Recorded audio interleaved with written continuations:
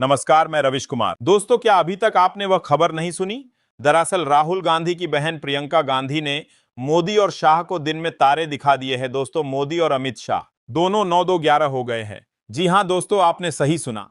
प्रियंका गांधी ने सीधे तौर पर मोदी को चैलेंज दे रही है और उधर ममता बनर्जी बोल रही गोली मार दो, लेकिन मोदी का भंडाफोड़ करके रहेंगे। दोस्तों, यह खबर सुनकर आपकी आंखें भर आई होंगी और दिल में भी गुस्सा आ गया होगा, है ना? तो आइए मेरे साथ इस खबर को शुरू से लेकर अंत तक ऐसे अंदाज में देखते हैं जिससे आप वीडियो में शुरू से लेकर अंत तक बने रहेंगे। दोस्तों, ये वही प्रियंका गांधी है जिनके पिता की लाश इस देश के झंडे में लिपटी हुई 19 साल की उम्र में उनके सामने आई थी। वही प्रियंका जिन्होंने सत्ता की हर बेहूदगी को, हर क्रूर टिप्पणी को, हर अशोभनीय कटाक्ष को अपनी आवाज से जवाब दिया है। इस बार उन्होंने मोदी सरकार के उस घमंड को चीर डाला है जो खुद को अजेय समझ बैठा था। सवाल यह नहीं कि प्रियंका ने क्या कहा, सवाल यह है कि इस देश की सबसे ताकतवर सत्ता ने उनके शब्दों से इतना डर क्यों खा लिया। प्रधानमंत्री घबरा गए हैं। संसद में यह वाक्य किसी नारे से नहीं, एक आग से निकला। प्रियंका गांधी ने जब कहा कि नरेंद्र मोदी दुर्बल हो चुके हैं, तो मानो पूरे सत्ता गलियारे में भूचाल आ गया। अरे, जिनके सामने एक पूरी पार्टी थर-थर कांपती है, जिनकी आलोचना करना मतलब कोर्ट कचहरी का बुलावा, उन्हें एक महिला ने सार्वजनिक रूप से कमजोर कह दिया। और क्या किया प्रधानमंत्री ने? क्या कोई जवाब दिया? क्या किसी ने संसद में खड़े होकर कहा कि नहीं, हम दुर्बल नहीं हैं? नहीं, बस सत्ता की खामोशी और हड़बड़ी बता रही है कि चोट सीने पर लगी है।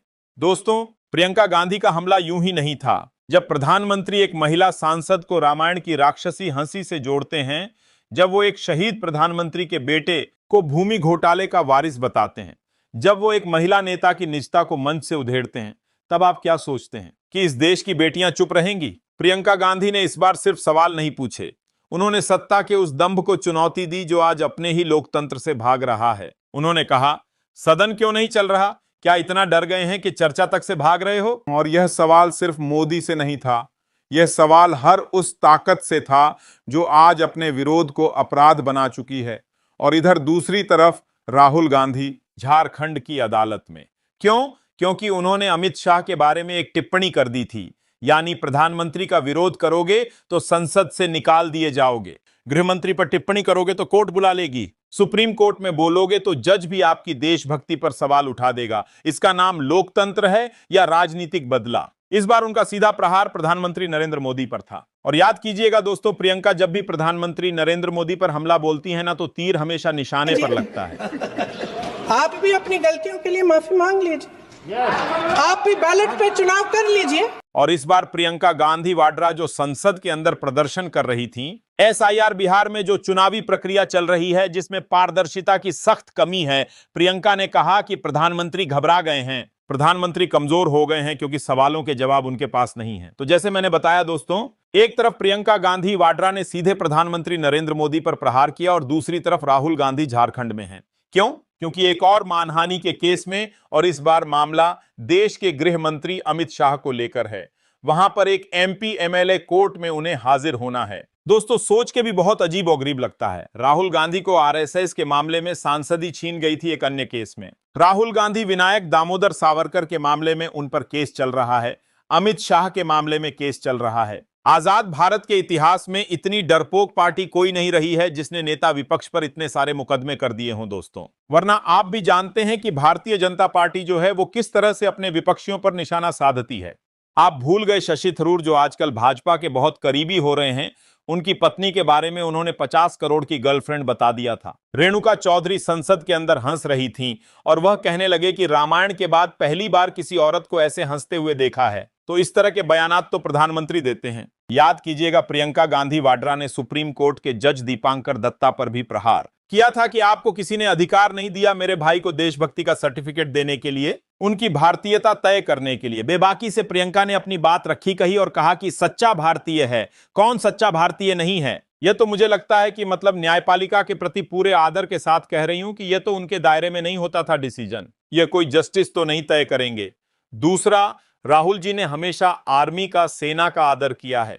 उनके दिल में उन सेना के प्रति, सैनिकों के प्रति, उनके अफसरों के प्रति पूरी तरह से आदर है। और हर भाषण में जब भी बोलते हैं, जब भी उनका हम कुछ भी भाषण या कोई भी टिप्पणी सुनते हैं, उसमें वह आदर बहुत स्पष्ट दिखता है। जो लीडर ऑफ अपोजिशन होते हैं जो नेता प्रतिपक्ष हैं उनका जो कर्तव्य है वह यह है कि सरकार से सवाल पूछना, ठीक है, यह उनका कर्तव्य है। तो वो अपना कर्तव्य निभाते हैं। जब सरकार से सवाल पूछते हैं, उनको पसंद नहीं है, वह जवाब नहीं देना चाहते, इसलिए ये सब चीजें वो कराते हैं। सही, बहुत स्पष्ट बात है।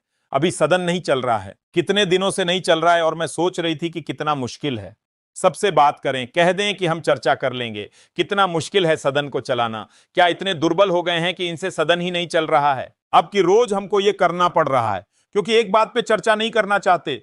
क्यों नहीं कर सकते चर्चा? ऐसा पूरे देश भर में करा रहे हैं, पूरे देश भर का मुद्दा है। बात करिए। आपने सिंदूर पर चर्चा की तो इस पे भी चर्चा करिए। देश को सुनने दीजिए।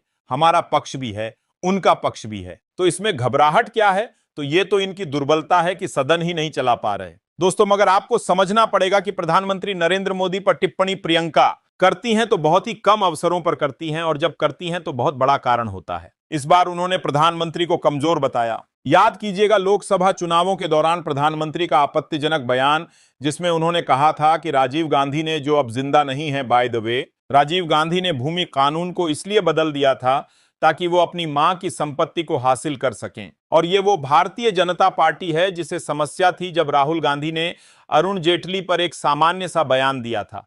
मगर ये तो भाजपा की संस्कृति है ना। आपको याद है सम्राट चौधरी ने क्या बयान दिया था कि लालू की बेटी ने इसलिए अपनी किडनी लालू प्रसाद यादव को दी ताकि वह टिकट ले सके चुनाव लड़ने के लिए। तो ये भारतीय जनता पार्टी के संस्कार हैं।